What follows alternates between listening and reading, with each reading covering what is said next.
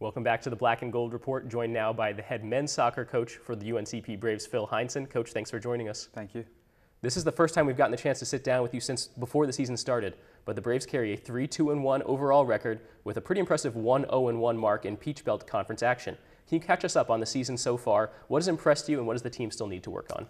Yeah, it's kind of been up and down so far. Again, our team is very young, so that tends to come with the territory. But, I think we're seeing a lot of younger kids contribute as far as stats, goals, assists, but we need to try and get some consistency. That's the biggest thing for us right now. We need some consistency in what we're doing because it's kind of very much a roller coaster. So I've been impressed with a lot of the younger guys, how they've stepped in, guys that are starting, coming off the bench, but again, consistency is what we're kind of looking for at the moment. All right, well, let's walk through the season a little bit. A phenomenal start to the season, shutout wins over Mars Hill and Brevard. Talk about those two contests and how they helped to kickstart your team.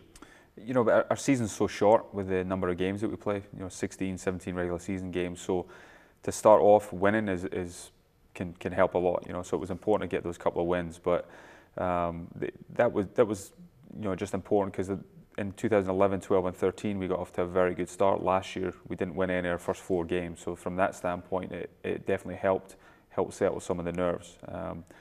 But it's about consistency. That's the key thing that we're looking for. Well, following those 2 wins is some tough competition. Nationally ranked Wingate and Erskine, and a pair of losses for UNCP. What differences did you see in your team in those setbacks that you maybe didn't see in those first 2 games?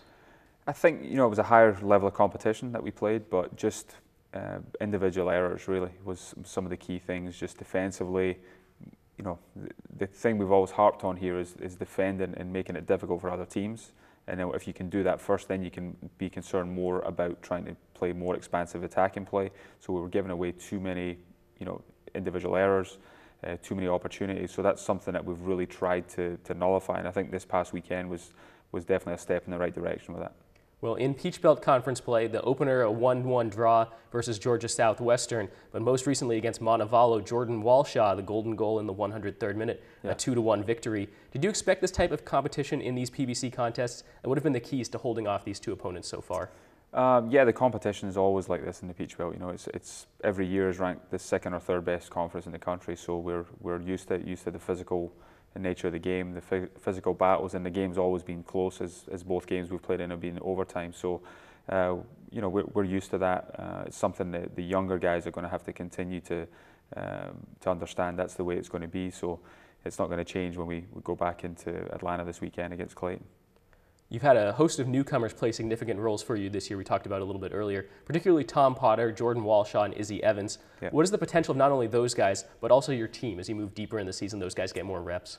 I think the potential long term is very high with this group. How quickly that will be, I'm not sure. Will it be middle of this year? Will it be the latter part? Will it be next season? I'm not sure, but we definitely have a lot of potential and, we've always tried to build things over a period of time.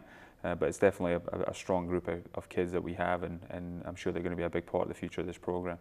Let's talk a little bit about goalkeeper Kenneth Perkinson, who's the backbone of a very tough defensive front the Braves have shown so far this year. He tops the PBC in saves this season and ranks in the top 10 in several other categories. But how much has Kenneth figured into the success of your team, both as a goalkeeper and as an overall leader?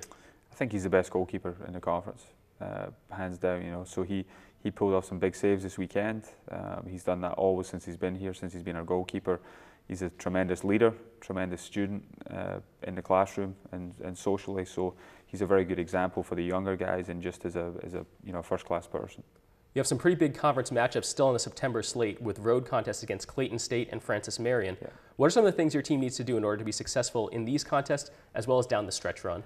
It's really just about competing physically. We have to, again, minimize these mistakes, which I think we did that on Saturday. You're never going to eliminate mistakes because it's a game of mistakes, but we have to minimize in order to compete with these teams at this level. It's something that we have to continue physically, be able to battle every game and again, just minimize the errors that we've been making in the Wingate and Erskine game. All right, well, thanks, Coach. That's all the time we have this week. Thanks for watching the Black and Gold Report, and until next time, go Braves.